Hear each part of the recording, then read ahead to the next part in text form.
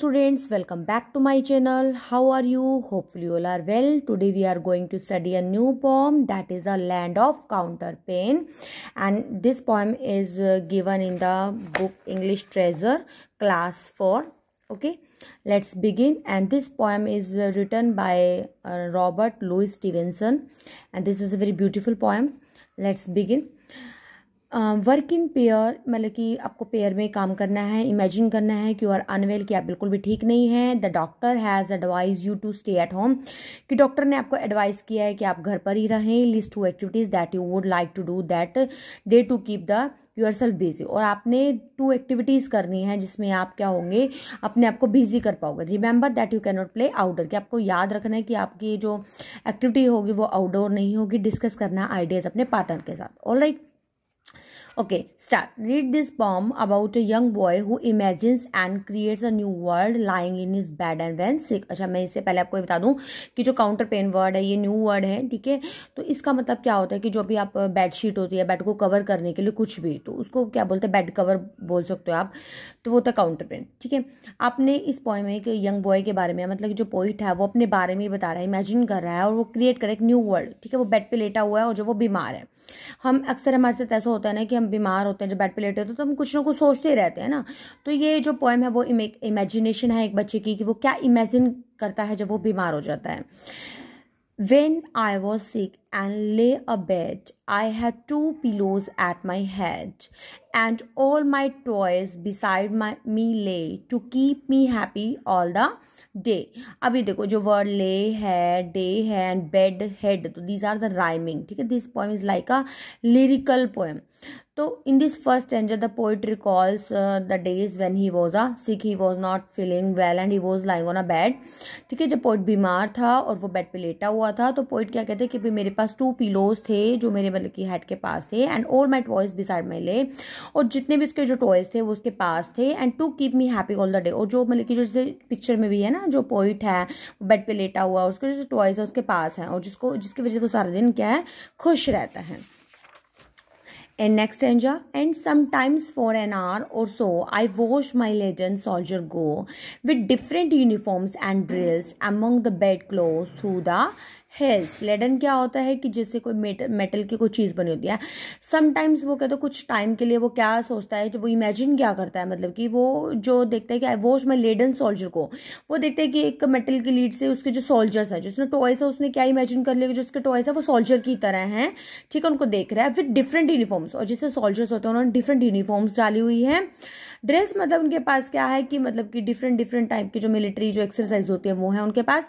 Among the bed close through the hills, और वो सारी चीज़ें उसको कहाँ दिखाई दे रही है, अपने बेड पर ही दिखाई दे रही है, मतलब को कहीं नहीं जा रहा. वो इमेजिन कर जो भी उसके टॉयज हैं, उन टॉयज को वो कैसे देखते हैं, वो सोल्जर हैं, जैसे उन्होंने डिफरेंट यूनिफॉर्म डाली है और वो मतलब कि एक्सरसाइज कर रहे हैं, ठीक है. और वो सारी की सारी चीज़ें कहाँ पर हो रही है, बेड पर ही हो रही हैं. थ्रू द हिल्स, और साइड्स में हिल्स हैं. And sometimes sent my ships in fleets and all up and down among the sheets, or brought my trees and houses out and planted cities all about. और फिर उसके बाद वो क्या poet imagine करता है थर्ड स्टैंजा में, वो इमेजिन करता है कि वो एक सी में है, ठीक है. जो उसकी जो शिप्स हैं वो मतलब कि फ्लीट का तो जो बेड़ा होता है ना, जो ग्रुप ऑफ शिप्स होते हैं उसको बोलते हैं. तो वो काफ़ी सारी शिप्स आ गई हैं, कभी वो अप हो रही हैं, कभी सी में डाउन जा रही हैं. और brought my trees houses out and planted cities all about, और जैसे उसने वहाँ पे सिटीज़ बनाने के लिए क्या किया है कि जो ट्रीज़ हैं मतलब कि उनको मतलब कि वो आसपास ट्रीज़ हो गए हैं, ठीक है. हाउसेज बाहर की तरफ चले गए हैं, और जो मतलब कि वहाँ पे उसने एक इस तरीके से एक सिटी को इमेजिन कर लिया है उस सी के पास में. मतलब कि सब क्या इमेजिनेशन में ही हो रहा है. वो जब बेड पे लेटा हो, उसके टॉयज हैं, तो वो क्या कर रहा है कि उसको ऐसा लग रहा है उसकी शिप है वो ऊपर जा रही है, कभी नीचे की तरफ जा रही है, और फिर उसके चारों ओर क्या है, पेड़ पौधे हैं, ठीक है, घर बाहर की तरफ बने हुए हैं, और एक सिटी, उसने एक सिटी के टाइप उसको बना लिया उनके टॉयज को रख के. And I was the giant great, I was the giant great means क्या है कि अपने आप को वो क्या समझता है कि वो ह्यूज है, मतलब कि बड़ा है, ठीक है. जैसे खुद तो आपको पिक्चर में भी देखा ना आपने कि वो बड़ा होता है, बच्चा तो बड़ा ही होगा, टॉयज छोटे होते हैं, तो वो अपने आप को जाइंट समझता है, अपने आप को ह्यूज समझता है, ठीक है. ग्रेट की वो बहुत बड़ा है. And still and that sits upon the pillow hill, और जैसे क्या होता है कि शाम का टाइम हो जाता है that sits upon the pillow hill and see before him dale and plain and the pleasant land of counterpane।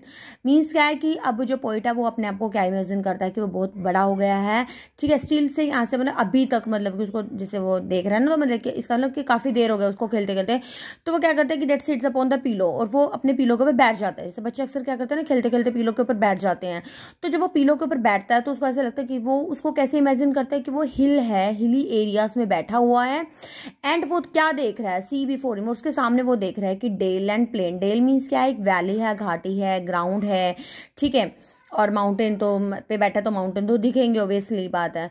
The pleasant land of काउंटरपेन, और उसको जो लैंड होती है, जो काउंटरपेन मतलब क्या, जो बेड शीट की जो लैंड होती है, वो जो प्लेन लैंड होती है, उसको वो कैसी दिखाई, बड़ी बड़ी प्लेजेंट सी दिखाई देती है, क्योंकि उसका जो व्यू है वो कैसा दिखाई दे रहा है, वैली का, प्लेन का, हिल एरियाज का, उस तरीके से वो इमेजिन करता है। तो इस जो पोएम है बेसिकली, इसमें जो पोइट है वो अपना एक पर्सनल एक्सपीरियंस बता रहा है कि जब एक पर्सन अगर उदास हो जाता है तो वो किस तरीके से इमेजिन करता है, मतलब कि इसमें जो मेन क्या है, इमेजिनेशन को बताया गया कि बच्चे क्या क्या इमेजिन कर सकते हैं। ऑल राइट, तो इसमें जो ये पोइट के बारे में देखो लास्ट में दिया गया, रॉबर्ट लुइस स्टीवेंसन है, वो is a well known Scottish writer है। कैसा राइटर है, स्कॉटिश राइटर है एंड पोइट है। He is widely red even today, आज भी पढ़ा जाता है। He is best known for his work treasure island, kidnapped and strange case of doctor Jekyll and mister hide के लिए जाने जाते हैं, ठीक है। तो जिसका बुक वर्क है वो हम नेक्स्ट वीडियो में शेयर करती हूँ मैं आपके साथ, ठीक है। अगर आपको ये वीडियो थोड़ी सी भी अच्छी लगती है तो प्लीज़ लाइक करना ना भूलें। ओके, मिलते हैं नेक्स्ट वीडियो में। Till then be happy, keep